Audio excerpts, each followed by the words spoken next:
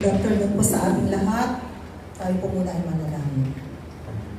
Panginoon, maraming salamat po Diyos sa pagkakataon na ito, sa buhay po ng bawat isa, Panginoon. Salamat maging sa mga salita mo na aming nga pong pag-aaralan.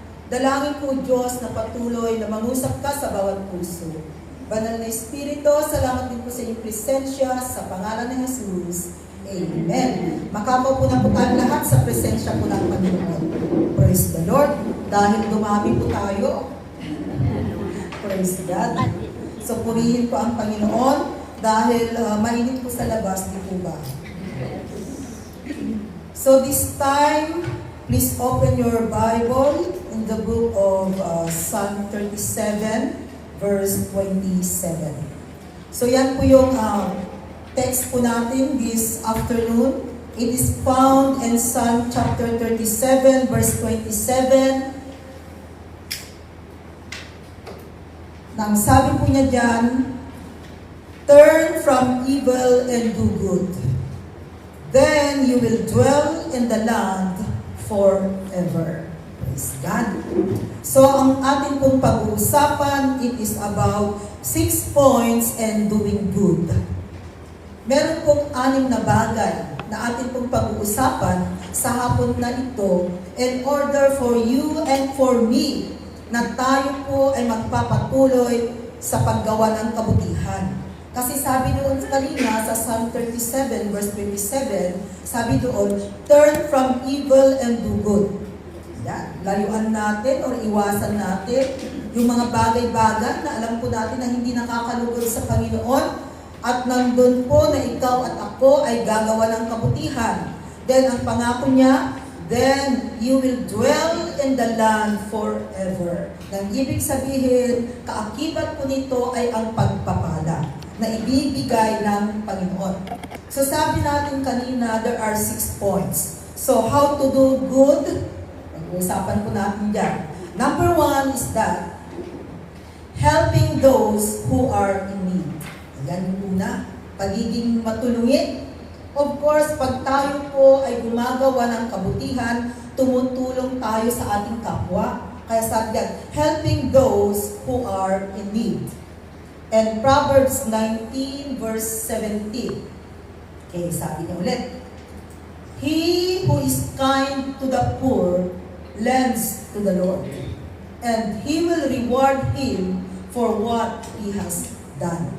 So, ibig sabihin sa pagiging mabait natin or matulungin sa mga mahihirap, especially for those na hindi po tayo kayang bayaran. Kasi sabi diyan, utang pala ito sa Panginoon, pautang sa Panginoon. At kung ang Panginoon ang siyang magbibigay, magbabayad po sa atin, ay alam natin na siksik liglig umaapaw pa. Amen?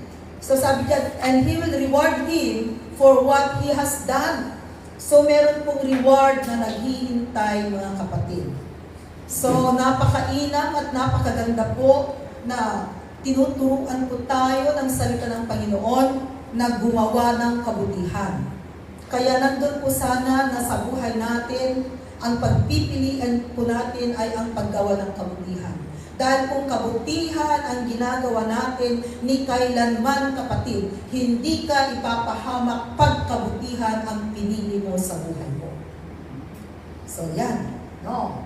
Kaya wag po tayo mamimili kung sino yung tutulungan natin. Kasi minsan, pagtingin natin sa isang tao, lalo na pag hindi natin kaano-ano, hindi natin kakilala, ini-ignore natin. Ay, sabi dyan sa kanyang salita, maganda pala silang tulungan. Kasi ang magbabayad po ay ang Panginoon. Pautang kay Lord yun. Kaya wag po tayong mamimili. Sabihin mo dyan sa katabi mo, wag kang mamimili ng tutulungan mo, ha? Wag tayong mamimili ng tutulungan natin. Kasi minsan ang gusto lang natin tulungan ng mga tao, alam natin na madali natin lapitan. Pati pala yung mga taong hindi natin kakilala. As long as ng isang tao ay nangangailangan ng tulong, kung may magagawa po tayo, mga kapatid, let's do our part. Kasi yan pa ang utos ng Panginoon. Proverbs 21 verse 13. Sabi niya ulit, sa Proverbs 21 verse 13, if a man shuts his ears to the crying of the poor, he too will cry out and not be answered. O, tingnan po ninyo. Pag nandun pala na, merong lumalapit sa atin at kunwari hindi natin sila napapakinggan, nagbingi-bingihan tayo, hindi natin sila pinapansin. Sabi diyan, no, pag tayo din po ang tumawag sa Panginoon, hindi tayo sasagutin. Parang sinabi niya, kung ano ang ginawa mo, yun din ang balik sa'yo. Kung ano ang itinanim mo, yun din ang aanihin mo. Iba lang yung version ng pagkakasabi. So, nagpapatunay lamang po mga kapatid, na sa paggawa po natin ng kabutihan, pagtulong po natin sa mga nangangailangan ng tulong, in times na tayo din po ang nangangailangan ng tulong, madali lamang po ang tulong na darating sa atin. Kung ikaw yung taong matulungin, pag darating yung time na kailangan mo ng tulong, kapatid, ang bilis mo ng tulong. Yun bang hindi mo pa sinasabi, nandyan na kaagad, lumalapit na yung tutulong sa iyo. Dahil tunay po ang salita ng Panginoon.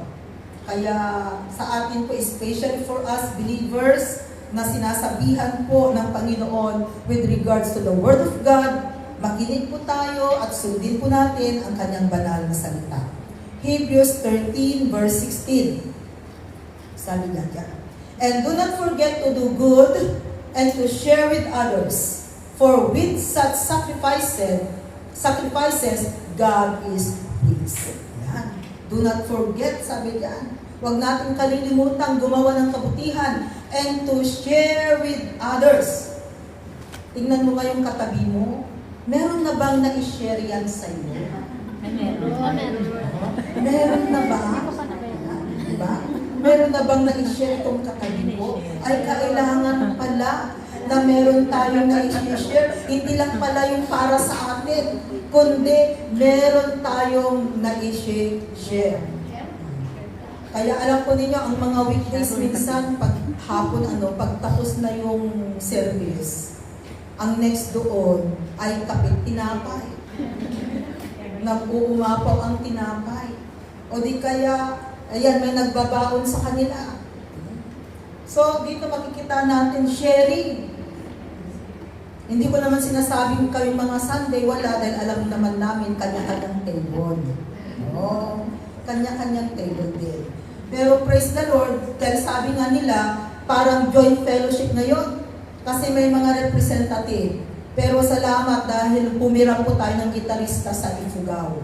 So salamat sa Ifugao Congregation dahil nagpahiram po sila ng kanilang gitarista. Praise the Lord, no? So, sabi po dyan sa ating binabasa, no, do not forget to do good and to share with others. Meron po tayong example in Luke chapter 10, verses 30 to 37. So, ito po yung example na atin kung titingnan sa kanyang banal na salita. Sabi dyan, in reply, Jesus said, a man was going down from Jerusalem to Jericho. When he fell into the hands of robbers, they stripped him of his clothes, beat him, and went away, leaving him half dead. Kawawa naman itong taong ito. Ayan, tingnan po ninyo. A priest happened to be going down this same road. And when he saw the man, he passed by on the other side. Pambihira naman tong paring ito. Nung nakita po niya nakawawa yung tao, imbis na tutulungan niya, umibas siya ng daan. Remember, pari siya, ha? Okay, verse 32. Sabi ka, so too, a Levite, ibig sabihin, ay, born again siguro ito, kasi Levite, naniniwala sa Panginoon. Sabi nila, when he came to the place and saw him, pass by on the other side, ginaya niya. Ginaya po niya yung pare. Mga believers ito, alam nila ang Diyos. And verse 33, sabi po dyan, but a Samaritan, as he traveled, came where the man was, and when he saw him, he took pity on him. Samaritan. Itong Samaritan na ito, half Jewish, half Gentiles, hindi sa pure na isang Israelites, no? Kundi may halo, kaya tinatawag na Samaritan. Pero itong Samaritan na ito, makikita po natin na may puso siya. Kaya pala no wonder, sa mundong ito, pag sinabing Samaritan Group, dito po sa Hong Kong, merong charity na ang pangalan ay Samaritan Group. Samaritan. Dito nila kinuha the word Samaritan. Because helping others. Yan, kaya di ba pag merong tumutulong, ay buti pa yan, Samaritan woman, Samaritan man ang tawag. Kasi dito nakuha yung kwento na tunay nga na tumulong itong Samaritan na ito. Sabi diyan ang ginawa niya. He went to him and bandaged his wounds, pouring on oil and wine. Then he put the man on his own donkey, took him to an inn, and took care of him. Kaya ba natin gawin yun? Baka mamaya nagmamadali tayo. Ako, marami akong gagawin. And then, ang pray mo, Lord, magpapadala ka na lang ng tutulong sa taong ito. Sandali po. Hindi po sana dapat ganon. No? Nag-pray nga tayo, pero ang hiniling natin kay Lord ay ibang tao. Kung tutuusin, ikaw yung nandyan, ikaw yung nakakita. So, gawin po natin kung ano yung part natin. Next verse, please. The next day, he took out 2 silver coins and gave them to the innkeeper. Look after him, he said, and when I return, I will reimburse you for any extra expense you may have. Talagang hindi po niya pinabayaan. No, hanggang sa ang taong ito ay totally nagumaling. Kasi sabi diyan sa verse 36 until 37, the next day, which of these 3 do you think was a neighbor to the man who fell into the hands of robbers? Verse 37. The expert in the law replied, the one who had mercy on him. Jesus told him, go and do likewise. So ito rin po yung sinasabi ng Panginoon sa bawat isa sa atin. No? Jesus told to each one of us, go and do likewise. Kaya, ang pagtulong po natin sa ating kapwa, yung lubos-lubusan ng tulong, hindi yung tutulong ka man, pero 10% lang. Lubusin na po natin. Hanggang meron tayong kayang maitutulong, why not? Lubusin po natin tulungan. Katulad po ng nangyari sa taong ito. Okay. So, helping those who are in need. Number 2 points is that do not weary and doing good. Do not weary and doing good. Huwag po tayo mapagod sa paggawa ng kabutihan. Sino na po dito yung pagod gumawa ng kabutihan? Kasi maaaring sinasabi, nakakasawa naman. Mula't mula, tinutulungan ko na. Mula't mula, ginagawa ko na lahat-lahat. No? Salita po yun ng tao, maaaring isa tayo, sa maaaring napagod na dahil may mga tao sa paligid na parang linta. Alam niyo yung linta? Sip-sip ng sip-sip. Ay talagang nakakasawa, di ba? Kasi kung yung linta, sip-sip ng sip-sip, manghihina ka, mawawalan ka ng dugo. So, may mga taong maaaring ganun ang ginagawa po sa buhay natin. Pero alam po ninyo mga kapatid, do not weary and doing good. Ibig sabihin, no, okay lang na tulungan natin sila, but we need to have wisdom and knowledge that comes from God. No, dapat may wisdom din. Hindi lang yung dahil sa maawin ka, sige, yung lahat ibibigay mo na, itutulong mo na. Ops, sandali. Sabi nga natin, itulong mo lang yung kaya mong itulong. Alam po ninyo, marami pong nai-scam na mga kapatid. Paano po sila nai-scam? Ayan, usong-uso ang garantor. Pag mayroon pong nangangailangan, edi itulong mo kung ano yung meron ka na kaya mong itulong. Dahil napakahirap kong tumulong na ang gagawin mo ay ipapahamak mo ang sarili mo. So tatandaan po natin, especially po, yung utang dyan, no? Sa mga financing, loan, ginagamit ang pangalan mo, hinihiram ang passport. Kahit na mabait po ang amo, alam po ninyo, there are times na, ayan, mawawalan ka ng trabaho. Isa po yan sa cause of termination, yung utang-utang sa bangko. Diba, meron yung time na maraming passport, yung na-confiscate, dahil isinanla nila sa mga Pakistani. Diba, ang sabi ng consulate noon, they're not going to give validity of 10 years. Parang 5 years validity lang yata yung ibibigay na passport nila. Or, hindi ko lang alam, pero meron yung time na marami pong Philippine passport yung isinanla nila sa mga Indiano, mga Pakistani. So, tingnan po natin mga kapatid. Huwag po natin ipapahamak ang sarili natin. Sabi ko nga, itulong kung ano yung meron lamang po tayo. Pero kung ang itutulong mo, mangungutang ka sa ibang, sandali.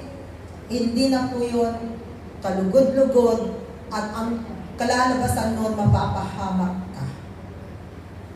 Iwasan po kasi natin ang utang-utang. Pag hindi po siya mahalaga, pag project lamang, mag-ipon. And then saka po, magkaroon ng project.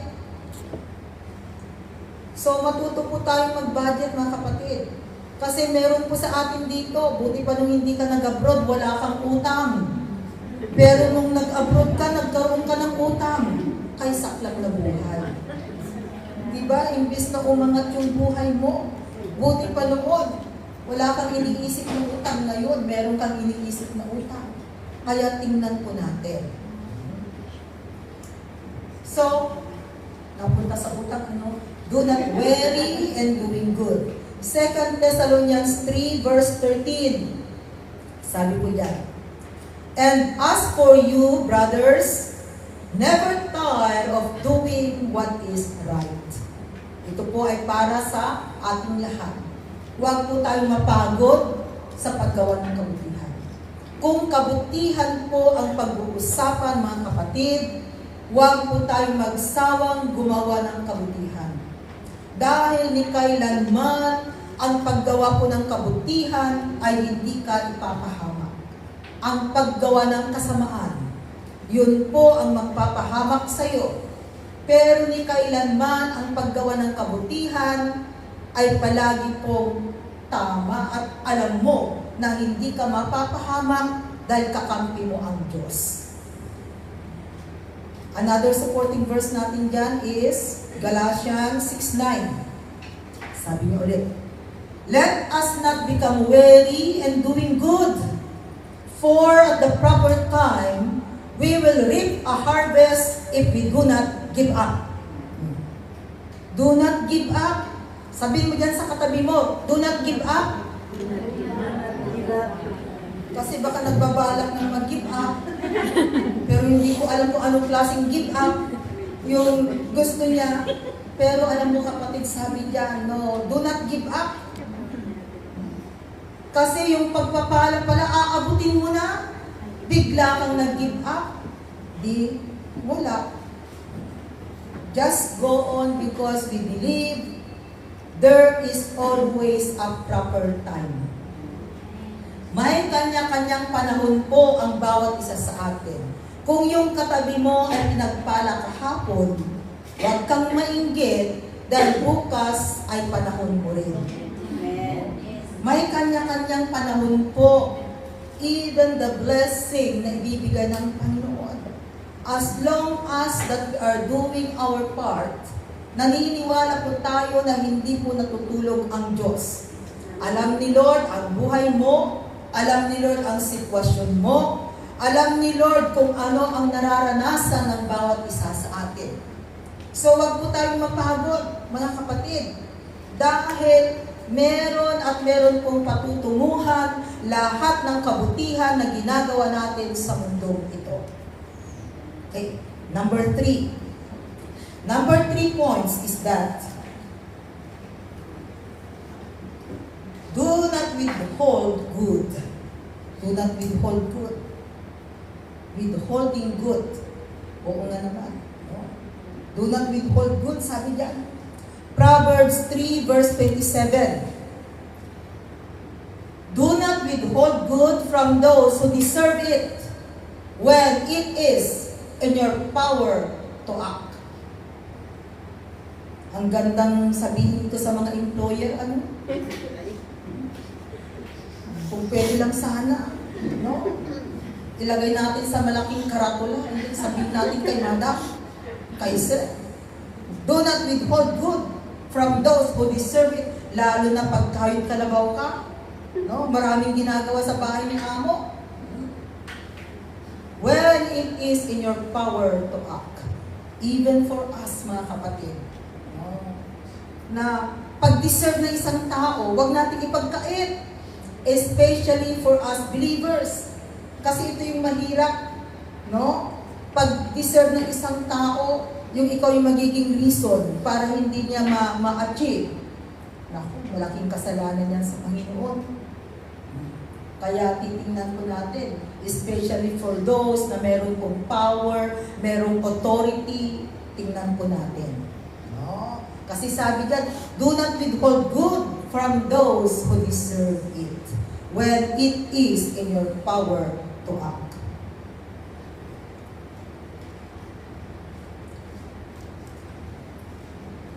Isa lang ba yung supporting verse ko?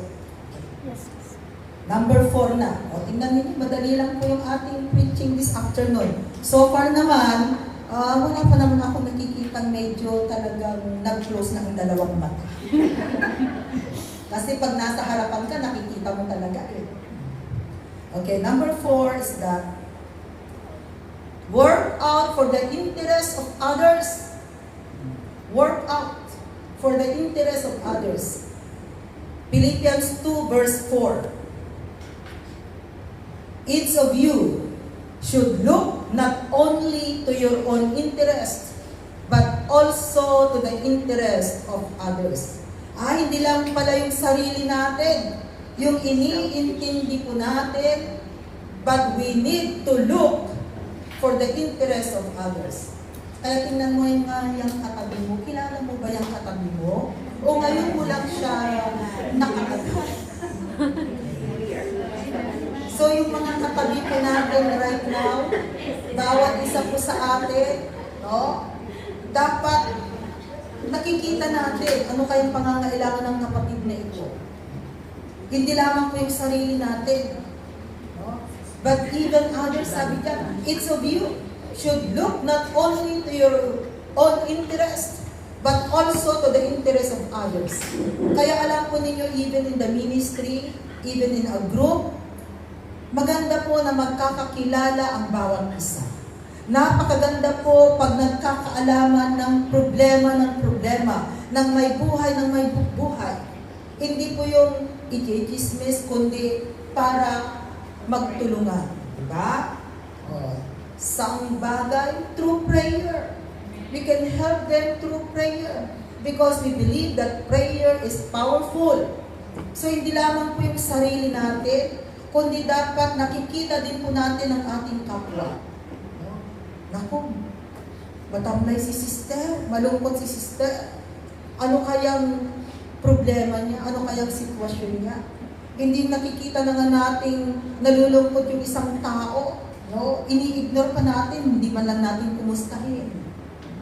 Kasi alam po ninyo, pag yung isang tao ay nandun sa time na nadi-discourage, parang durog na yung kanyang puso, yun lang tapik mo sa kanya, yun lang sasabihin mo, oy sister, kumusta ka? Yung pagsabi mo lang ng hello, o di kaya, oy sister, magkape tayo. It's already an encouragement na ibibigay po natin sa ating kapatid. Kaya sinasabihan po tayo sa kanyang salita na hindi lamang po tayo sarili natin, but even others.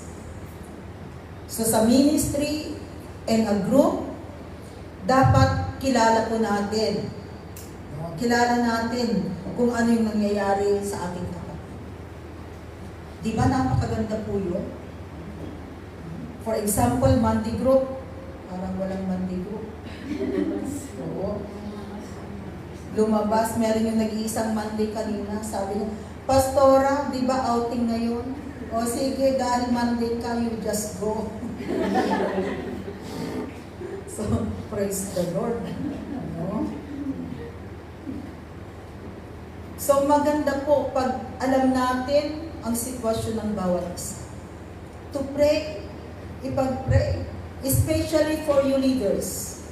No? It's a challenge to us leaders. Dapat alam po natin kung ano po yung sitwasyon ng ating mga members. To pray for them. Kasi yan din po ang sinasabi sa kanyang salita. Consider others, not only yourself. Pag consider others, not only yourself, talagang sinasabi mo na, oh, mas importante itong tao ito kaysa sa akin. So makikita po natin mga kapatid na pag sinabi natin dyan na each of you should look not only to your own interest, but also to the interest of others, mahalaga rin po dito yung tinatawag na respect. Respect is very important. Yung respeto. Kasi minsan parang nawawalan na tayo ng respeto, isn't it? Pero wag po nating hahayaan. No? Respeto. Kailangan po yan. We try to listen with someone. Kasi minsan, hindi tayo marunong makinig. Sabihin mo dyan sa katabi mo, dapat marunong kang makinig. Dapat po marunong tayong makinig. Minsan, may mga tao sa paligid natin na talagang tuturuan kang magpasensya dahil pagtatapunan ka ng basura. Okay? There are times na kahit na basura yung itinatapon nila sa iyo. Just listen. Just listen. Pag basura, of course, pag napakinggan mo, di basura mo rin. But just listen. Kasi yung pakikinig mo lang sa kanya, yun pala, you are ministering to that person, nakakapag-minister ka. Kasi marirealize niya na dumating siya doon sa puntos na talagang punong-puno ng sama ng loob. Pero nandyan ka na nakinig sa kanya. At hindi niya yan makakalimutan. Hindi yung kung may lalapit sa atin, mag-umpisa pa lang, ayaw na natin pakinggan. Ako, busy ako.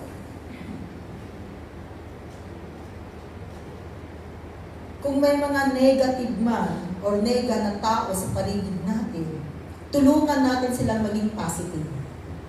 Hello? Tingnan mo yung katabi mo, nega ba yan? Kung nega yan, tulungan natin maging positive. Kasi hindi maganda pag negative siya. So tulungan po natin ang mga dapat tulungan. Number 5. Number 5 points is that doing good by loving your enemy. Ay naku, mahirap ito. Gagawa ka ng kabutihan. Anong klaseng kabutihan? Mahalin ang kaaway. Enemy kong ngalo, bakit ko mamahalin? Pero yan po ang sabi ng Panginoon. Luke chapter 6 verses 32 to 35. If you love those who love you, what credit is that to you? Even sinners love those who love them. Verse 33. And if you do good to those who are good to you, what credit is that to you? Even sinners do that. Verse 34. And if you lend to those from whom you expect repayment, what credit is that to you? Even sinners lend to sinners, expecting to be repaid in full. Verse 35. But love your enemies. Itong mahirap gawin. Pero this is the command of God. But love your enemies, do good to them. Oh, tanungin mo katabi mo, may kaaway ka ba? Tanungin mo kung may kaaway siya. Baka kahapon lang o kanina, inaway niya yung kanyang lakay. Inaway sila sa telepono. Oh. Mayroon siyang inaway. Oh. Sabi ka, love your enemies, do good to them, and lend to them without expecting to get anything back. Take note, tingnan po ninyo. Grabe po ang lalim, sabi yan. And lend to them without expecting to get anything back. Pautangin mo sila, huwag kang mag-i-expect na babayaran ka. Lalim, no? Kaya pala no wonder, as a believer, magpautang ng kayang kalimutan. Yeah, magpautang tayo ng kayang kalimutan. Pero as a believer, sabi rin sa kanyang salita, owe no one except the continuing debt of love. Ang dapat maging utang lamang po ng isang mananampalataya ay ang pagmamahal. Kaya kung may utang ka, edi magbayad ka ng utang mo. Hindi yun, ay, believer, leader ko pa naman yung pinagutangan ko. Sabi doon, no? Magpautang ng kayang kalimutan. So nakalimutan na ni leader. Kahit na hindi ko siya bayaran. Pero kapatid, sabi rin sa kanyang salita, pag ikaw ay may utang, kinakailangan bayaran. Dahil ang natitirang utang lamang ay ang utang ng pagmamahal. Kaya vice versa lamang po, matalino po ang Panginoon. So, tuloy natin. Expecting to get anything back, then your reward will be great. Great daw po yung magiging reward. And you will be sons of the Most High because He is kind to the ungrateful and wicked. Dahil ang Diyos po natin, no, talagang maawaing Diyos. Mabait na Diyos. Na kahit na masama na, andyan pa rin po yung awa at habag ng Diyos. So ito po yung gustong ituro ng Panginoon sa bawat isa sa atin na mahirap mang gawin pero kinakailangan. Sa mga DTC class, ang katatapos lang po na subject ay baptism with fire. Water baptism, it is a command that we need to obey. Okay? Holy Spirit baptism, in order to have power at maging effective witness po tayo ng Panginoon. Yan. That's why we need the baptism of the Holy Spirit. And we need baptism with fire. Malalim pala yung baptism with fire. Dahil ang baptism with fire, ang ibig sabihin po nun ay denying yourself. So, ibig sabihin, ang baptism with fire, every day in our life ay kinakailangan talaga na dala-dala natin ang baptism with fire. Kasi it means denying yourself. Pag sinabi mong denying yourself, kahit na anong sinasabi ni amo, kahit na pinapagalitan ka, okay lang amo. No? Deny na eh. Denying yourself. At sabi din doon, baptism with fire, taking up your cross daily and follow Him daily. Kaya yung mga cross po ng bawat isa, ano yung mga cross? It means testing, trials, persecution, mga nangyayari sa buhay. They are cross na dala-dala ng bawat isa. So, sabi doon, taking up your cross daily and follow me. So that is another meaning of baptism with fire. And another meaning is that putting God first in your life. Na siya yung nangunguna sa buhay natin. So ibig sabihin pala, ang baptism with fire, yan po yung kinakailangan na gawin natin every day, every time in our life. Hindi pala nagtatapos ang baptism with fire sa buhay ng isang believer. Kasi we need to deny ourselves. We need to take our cross daily. And we need to put God first in our life. Kaya yun po. No? Kaya no wonder. Sabi ng Panginoon, love your enemies. Mahirap ang gawin, but we need to do it. Because that is the command of God. Kaya po ang isang mananampalataya, no? Sabi diyan, sa atin pong mga mananampalataya, nandun po na ang puso natin ay punuin ng pagmamahal. Because love covers the multitude of sin. So that we can love our enemies pag ang puso po natin ay puno ng pagmamahal. And we know na ang love, ang pagmamahal, magic po ito mga kapatid. Love is a magic word. Katulad ng thank you also is a magic word. Even love. Kaya tingnan po ninyo, pag yung isang taong galit na galit, sabihan mo ng I love you, parang nabuhusan ng tubig, kakalma. So, the word love, makapangyarihan. So kung hahayaan po natin ang pagmamahal, yung puso natin mapuno ng pagmamahal, tanggalin ang basura, tanggalin ang sama ng loob, tanggalin ang hinanakit, ang mga inggit, mga jealousy, kundi ang ilagay po natin ay pagmamahal. And I believe, kapatid, wala kang magiging kaaway sa mundo nito. Kasi paano ka magkakaroon ng kaaway? Kung yung puso mo ay hindi na marunong magalit. Kung yung puso mo, no, ay pinipiling magmahal, so wala kang magiging kaaway sa mundong ito. Everybody will become peace be with you. Tahimik natin, no? Ang hirap gawin. But we need to do it. Kaya po, tinuturuan tayo ng Panginoon. Kasi kung hindi po natin ito tatanggapin at hindi natin ito gagawin, babalik at babalik tayo doon na ang minsan puso natin ay may pusong naiinggit, may pusong galit. Babalik tayo doon.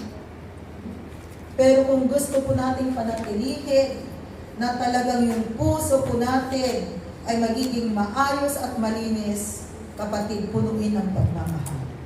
Dahil kung puno ng pagmamahal ang puso natin, nagmamahal tayo, maging sa mga taong gumagawa ng hindi tama sa atin, wala po tayo magiging kagalit sa mundo. And number 6 points is that do good to all people, gumawa ng kabutihan sa lahat ng tao. Galatians 6 verse 10. Sabi diyan, therefore, as we have opportunity, let us do good to all people. Gumawa ng kabutihan sa lahat ng tao. Especially, lalong-lalo na, those who belong to the family of believers. Lalong-lalo na dyan sa katabi mo, kapatid. Di ba yung katabi mo, mananampalataya yan? They believe in the Lord Jesus Christ. So sabi niya dyan, let us do good to all people. Lalong-lalo na, those who belong to the family of believers. Huwag po nating baliktarin ang salita ng Diyos. Kasi minsan, ang gusto nating tinutulungan ay yung hindi pa mananampalataya. Kasi ang mindset natin ay hindi pa siya nakakakilala sa Panginoon, kaya dapat siya yung uunahin kong tutulungan. Pero mali pala, ang dapat pala nating unahing tulungan ay yung kapareho po nating mananampalataya sa Panginoon. So bago po natin tulungan yung iba, especially muna, especially sabi niya, to those who belong to the family of believers. Kasi minsan ang mindset natin, hindi ba siya? Nakakilala na kay Lord. Ito na lang. Para naman at least maakay ko kay Lord. Pero kung kapatid po natin mismo ang nangangailangan, priority siya. Merong priority. Priority mo ng tulungan bago mo tulungan ang hindi mo kapatid sa pananampalataya. Kung i-apply po natin itong Galatians 6 verse 10, ito po yung sinasabi. Therefore, as we have opportunity, let us do good to all people, especially to those who belong to the family of believers. So what are the 6 points na pinag-aralan po natin? Sabi natin, helping those who are in need, do not weary in doing good, do not withhold good, work out for the interest of others, doing good by loving your enemy, and do good to all people. Because there are results in doing good. Meron pong resulta, mga kapatid, pag tayo po ay gumagawa ng kabutihan. So, ano po ba yung mga results in doing good?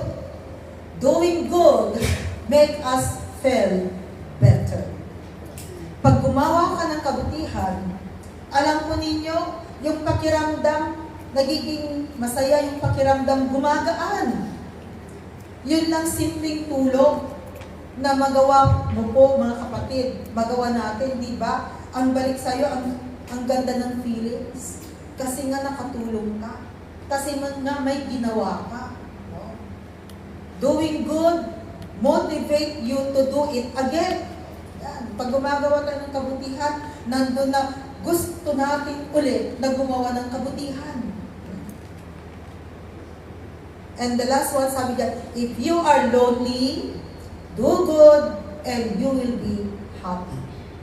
Kaya kung meron pong nalulungkot dito, nadi-discourage, nadi-dismaya, alam mo kapatid, para madali kang sumaya, maghanap ka ng taong tutulungan mo at siya magiging masaya ka. No? Kasi nai-experience natin yan. Yun ba nandyan ka lang sa kalsada naglalakad? And then makakasalubong mo yung isang kababayan na naghahanap na sasabihin sa'yo, ay Pilipina ka? Alam mo ba itong address na ito? Yun bang ituro mo lamang yung tamang address, Hindi yung hindi mo alam, pero sinasabi mo, ano, sige lang sis, lakad ka. Yun pala, maling direction. Ingat tayo doon, Minsan, ayan, parang alam natin, kung hindi natin sigurado, huwag nating sabihin, lalo lamang po natin nagiging nawawala siya pag ganun yung sinasabi natin. Kaya pag sigurado, sige, tulungan mo. At talagang maganda po yung pakiramdam pag once na nakatulong ka. Dahil yung pagpapasalamat lamang ng tao, di ba? Ay nako, salamat kaibigan, salamat kababayan. Yun lang pagkasabi nila sa'yo ng salamat, masaya ka na. Kasi alam mo, nakatulong ka at may nagpasalamat sa'yo. And there are times yun ba, imbis na didiretso ka ng daanan sana, bigla na lamang lumiko ka. Yun pala, merong naghihintay sa'yo na nangangailangan ng tulong. Hindi sasabihin, ay saan dito yung papuntang sentral? Saan ako sasakay? Hindi, tuturo mo siya. And then kahit na napaka-simple lamang po na tulong, yung nagagawa po natin, ang balik kapatid ay kagalakan sa puso. Kaya manatili po tayong gumawa ng kabutihan. And our conclusion, Acts 20 verse 35. Dito po tayo magtatapos sa verse na ito. Sabi niya, and everything I did, I showed you that by this kind of hard work, we must help the weak, remembering the words of the Lord Jesus Himself said, it is more blessed to give than to receive. Yan. Na ibig sabihin, mas maganda po, mas pinagpala yung meron tayong naitutulong sa ating kapwa dahil yung tayo yung tumatanggap ng biyaya.